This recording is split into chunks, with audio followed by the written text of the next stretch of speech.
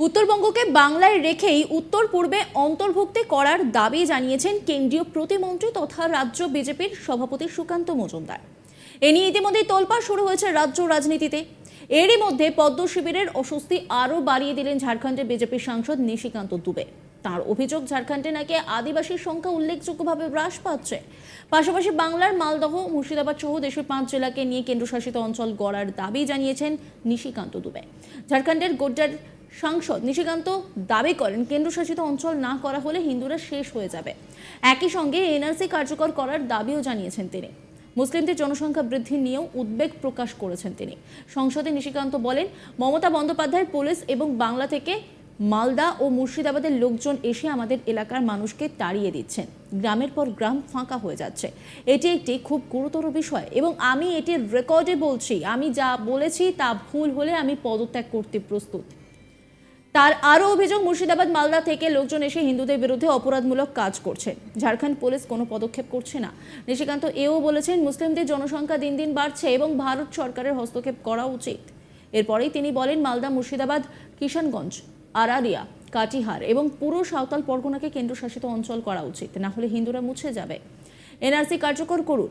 আরও বলছেন, এর আগে যদি কিছু না ঘটে তবে প্রথমে হাউসের একটি কমিটি পাঠান এবং এই কমিটিতে যতটা সম্ভব তৃণমূলের সাংসদদের অন্তর্ভুক্ত করা হোক।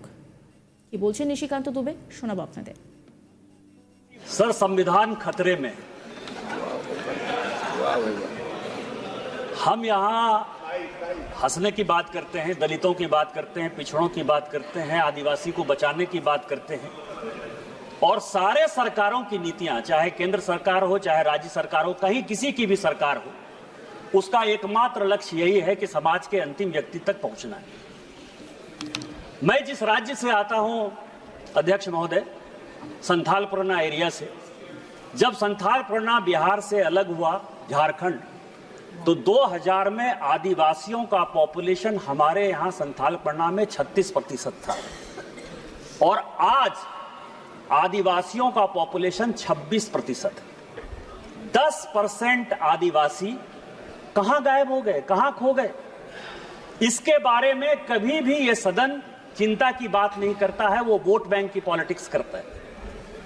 और जो हमारे यहां सरकार है, झारखंड मुक्ति मोर्चा, कांग्रेस, वो इसके ऊपर जो है कोई भी एक्शन नहीं लिया जा रहा है। आज क्या हो रहा है, बांग्लादेश का घुसपैठ हमारे यहां लगातार बढ़ रहा है। जो आदिवासी महिलाएं हैं, उनके साथ बांग्लादेशी घुसपैठिए शादी कर रही है। हिंदू और मुसलमान का सवाल नहीं है। हमारे यहाँ जो लोकसभा का चुनाव लड़ती हैं महिला, आदिवासी कोटे से लड़ती हैं, उनके पति मुसलमान हैं। जिला परिषद की जो अध्यक्षा हैं, उनके पति मुसलमान हैं। मुखिया जो आदिवासी होते हैं, और ये टोटल जो है आप समझे, हमारे यहाँ 100 आदिवासी मुखिया है जो आदिवासी के नाम पर है, और उसके पति जो है सभी के सभी मुसलमान हैं। हमारे यहाँ अभी विधानसभा का चुनाव हुआ, अध्यक्ष महोदय, 123% तक यहाँ सभी लोग चुनाव लड़कर आए हैं। प्रत्येक 5 साल में 15 से 17% पॉपुलेशन बढ़ता है या वोटर बढ़ता है। हमारे यहाँ 123%। मैं जिस लोकसभा से आया, उसकी एक विधानसभा मधुपुर में लगभग 267 बूथों पर 117% मुसलमानों की आबादी बढ़ गई।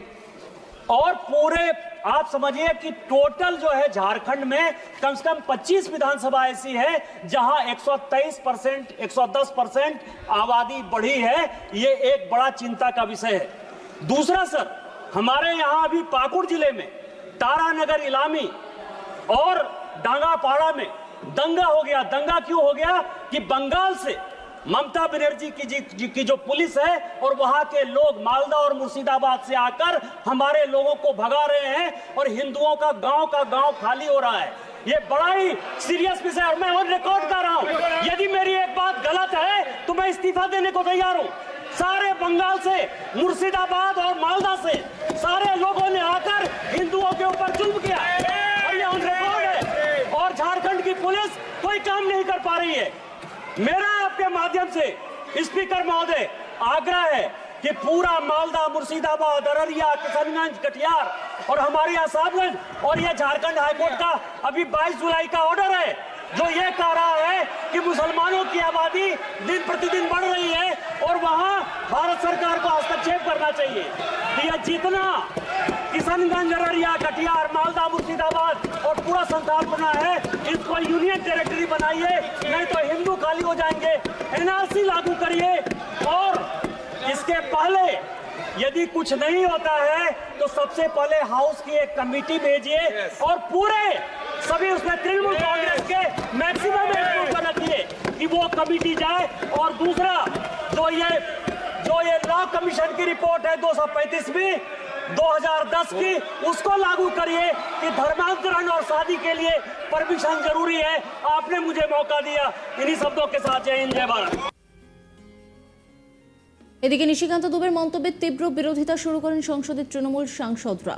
পরে সংসদের বাইরে তৃণমূল সাংসদ সুদীপ বন্দ্যোপাধ্যায় এ বিষয়ে বলেন, নিশিকান্ত দুবের এই ভাষণ সংসদের বক্তব্য থেকে বাদ দেওয়া উচিত। এ বিষয়ে তৃণমূল সাংসদ সৌগত রায় বলেন, এই ধরনের বিষয় সংসদে তুলে সাম্প্রদায়িক সম্প্রীতির বিঘ্নিত করার চেষ্টা হচ্ছে। আমাদের দল সর্বতভাবে এর বিরোধ করছে। সুদীপ বন্দ্যোপাধ্যায় তিনি কি বলেছেন প্রথমে শুনে নেব।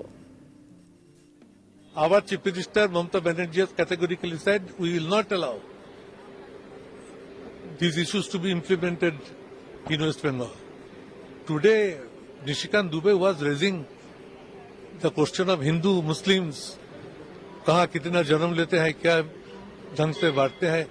We lodged huge protest, and we said, Honorable Speaker, to see that these issues are expunged from the proceedings. তার পাশাপাশি শুনে নেব যে তৃণমূলের সাংসদ সৌগত রায় তিনি কি বলছেন। तो बहुत घटिया मुद्दा है, मैं सरासर इसको विरोध करता हूं। इतना सांप्रदायिक मुद्दा पार्लियामेंट में उठाना नहीं चाहिए था, और उठाया भी तो उसको बंद कर देना चाहिए था, क्योंकि ये तो पाकिस्तान बनाने का एक षड्यंत्र है। वो सब शांति से चल रहा है और ये सवाल उठाना मतलब देश को सत्यानाश करना। मैं और हमारा पार्टी पूरा इसको विरोध करता हूं। राष्ट्रपति भवन का जो हॉल है और अशोका हॉल, उसे रीनेम होने की बात हो रही है। मुझे पता नहीं। Ashoka was our greatest empire. He was our greatest emperor. He embraced Buddhism and called for peace. I don't know why this. নজর রাখুন আজ তাক বাংলার ইউটিউব স্ট্রিমিংয়ে।